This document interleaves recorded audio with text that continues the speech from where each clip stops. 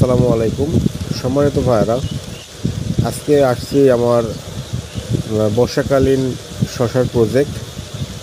তো প্রচুর পরিমাণে বৃষ্টি হচ্ছে, তারপরও জমিতে আসছি, কারণ জমির অবস্থান তো দেখতে হবে যে বৃষ্টির পানিতে ড্রেনের মধ্যে পানিগুলো কেমন বেঁধে আছে। যদি অতিরিক্ত পানি বেঁধে যায়, এটা পানি নিষ্কাশনের ব্যবস্থা করতে হবে।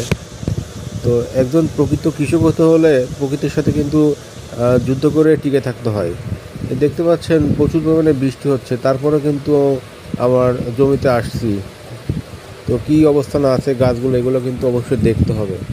তো আমি যদি এগুলো প্রতিনিয়ত খোঁজ খবর না রাখি, তাহলে কিন্তু এগুলো কিন্তু এমনও হতে পারে যে অতিরিক্ত বৃষ্টির কারণে ড্রেনের উপরে পানিগুলো উঠে গেল। তো এমন অবস্থায় কিন্তু গাছগুলো অনেক ক্ষতি হয়ে যাবে। তো আপনারা যারা বর্ষাকালে চাষবাস করছেন, অবশ্যই প্রজেক্টে প্রতিনিয়ত এগুলো খবর রাখবেন এবং কেমন অবস্থান আছে এগুলো নিয়মন করবেন। ধন্যবাদ সবাইকে।